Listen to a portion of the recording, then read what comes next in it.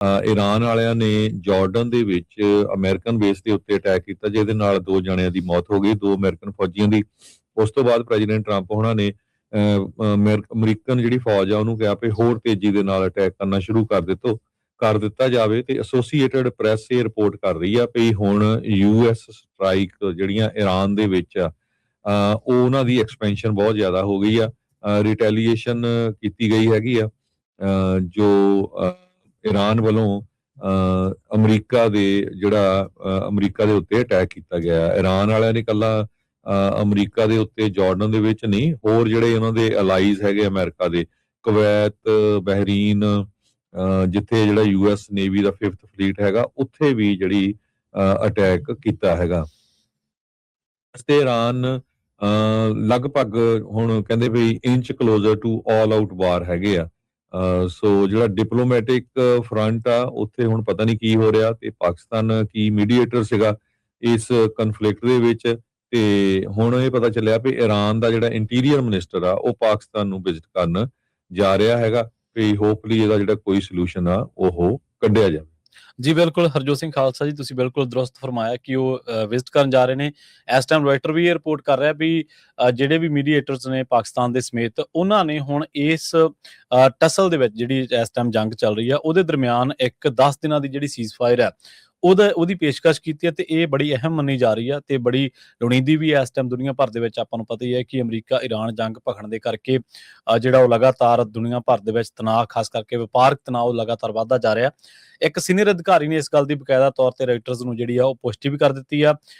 ਇਸ ਗੱਲ ਦਾ ਦਾਅਵਾ ਕੀਤਾ ਗਿਆ ਹੈ ਕਿ ਅਮਰੀਕਾ ਦੇ ਨਾਲ ਇਸ ਤਣਾਅ ਨੂੰ ਘਟਾਉਣ ਦੇ ਲਈ ਇੱਕ ਮਤਾ ਜਿਹੜਾ ਭੇਜਿਆ ਗਿਆ, ਇਹਦੇ ਵਿੱਚ ਇਹ ਗੱਲ ਦੱਸੀ ਗਈ ਆ ਵੀ ਪਿਛਲੇ ਦਿਨਾਂ ਦੇ ਵਿੱਚ ਜਿਹੜੀ ਇੱਕ ਜੰਗਬੰਦੀ ਲਾਗੂ ਹੋਈ ਸੀ ਉਹਨੂੰ ਸੁਰਜੀਤ ਕਰਨ ਦੇ ਤਰੀਕੇ ਲੱਭਣ ਦੇ ਲਈ, ਤੇ ਇਹਦੇ ਲਈ ਤੇ ਜਿਹੜਾ ਹੁਣ ਤਣਾਅ ਇਹਨੂੰ ਘੱਟ ਕਰਨ ਦੇ ਲਈ, ਇਹਨੂੰ ਘਟਾਉਣ ਦੇ ਲਈ, ਖਤਮ ਕਰਨ ਦੇ ਲਈ 10 ਦਿਨਾਂ ਦੀ ਜਿਹੜੀ ਸੀਜ਼ਫਾਇਰ ਹੈ ਉਹ ਦੋਨਾਂ ਜਿਹੜੀਆਂ ਧਿਰਾਂ ਨੇ ਉਹਨਾਂ ਨੂੰ ਪੇਸ਼ਕਸ਼ ਕੀਤੀ ਜਾਵੇ।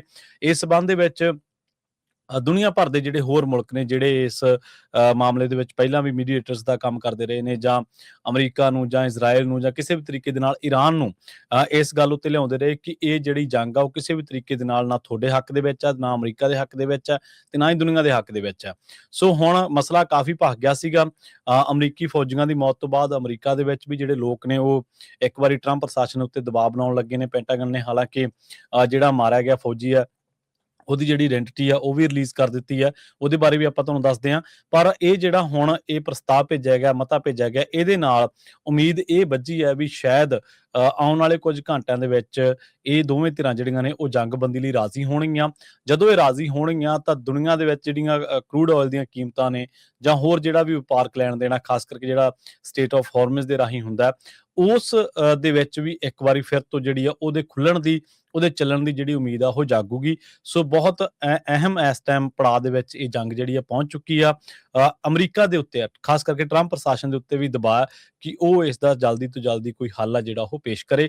ਪਰ ਲੰਘੇ ਕੁਝ ਘੰਟਿਆਂ ਦੇ ਵਿੱਚ ਅਜਿਹਾ ਵਾਪਰਿਆ, ਅਮਰੀਕੀ ਟਿਕਾਣਿਆਂ ਦੇ ਉੱਤੇ ਵੀ ਹਮਲੇ ਹੁੰਦੇ ਨੇ ਤੇ ਅਮਰੀਕਾ ਵੱਲੋਂ ਵੀ ਈਰਾਨੀ ਜਿਹੜੇ ਜਹਾਜ਼ ਨੇ ਜਾਂ ਈਰਾਨੀ ਜਿਹੜੇ ਟਿਕਾਣੇ ਨੇ ਉਹਨਾਂ ਦੀਆਂ ਫੌਜਾਂ ਦੇ, ਉਹਨਾਂ ਦੇ ਜਿਹੜਾ ਫੌਜੀ ਸਾਜ਼ੋ ਸਮਾਨ ਆ ਉਹਦੇ, ਜਾਂ ਹੋਰ ਅਹਿਮ ਥਾਵਾਂ ਦੇ ਉੱਤੇ ਆਪਾਂ ਐਤਵਾਰ ਦੇ ਖਬਰਾਂ ਦੇ ਵਿੱਚ ਵੀ ਇਸ ਗੱਲ ਦੀ ਚਰਚਾ ਕੀਤੀ ਸੀਗੀ।